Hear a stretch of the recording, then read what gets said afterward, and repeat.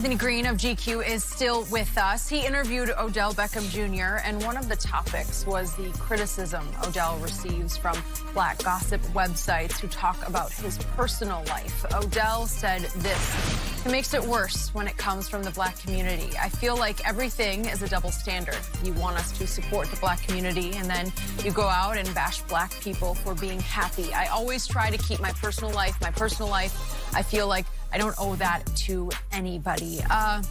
So, Mark, did it surprise you how open Odell was in talking about this subject? I guess it was surprising. I mean, I think that specifically in that quote we were talking about is, TMZ, all of these websites obviously are following him around.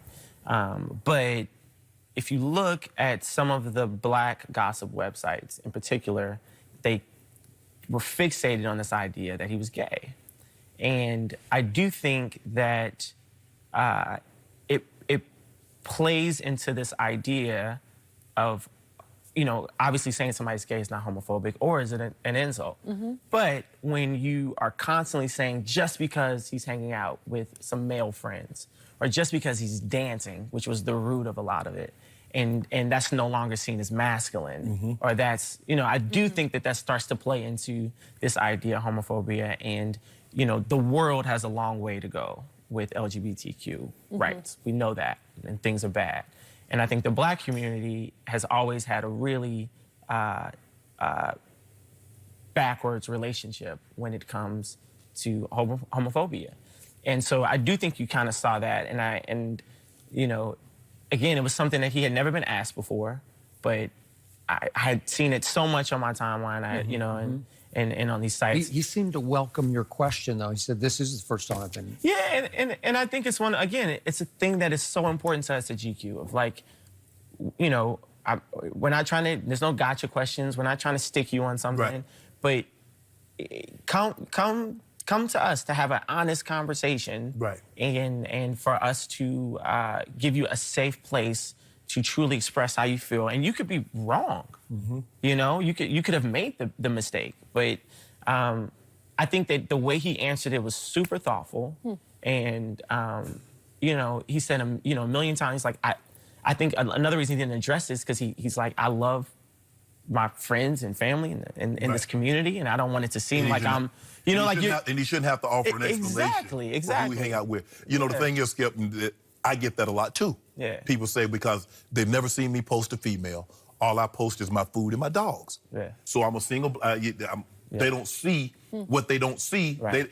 People start to speculate. Right. But I'm cool. I don't need to explain my orientation to anybody. Yeah. I'm good with who I am and what I am. Right. But that is, we are so, support black businesses and do black owned and do 100%. This. And we are sometimes our biggest critic and our biggest enemy. Because we see this a lot with Kamala Harris. She's not black enough. Mm-hmm. Where no other race of people normally label their own race as being, you don't hear Asian people say, well, he's not Asian enough, right. she's not Asian enough, or he's not white enough. Yeah. But we do that with us. And Odell is 100% right.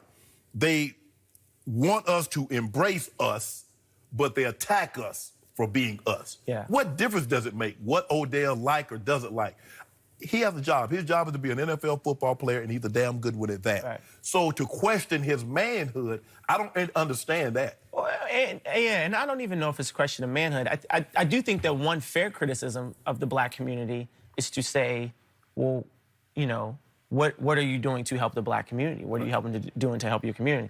And well, that doesn't help. But I'm saying that doesn't help, right? That doesn't help at all. It also is not the criticism that anyone on those sites is right. making of Odell. Right. Mm-hmm. So, I think that if you make that of Kamala Harris, or if you make that of whoever, LeBron James or whatever, I think that, okay, I think that's a fair thing to ask. And I do think that, as a black man, I do think I owe my community something. I feel that personally. I don't put that on other people. Yeah, but I don't. You don't owe them an explanation about your orientation. Not at all. Not at all. But no. Didn't it sound, at least it sounded to me, like the gay slurs from the Carolina Panthers sent him over the edge during that football game? I don't think that had anything to do. I mean, let me say, we didn't talk about that.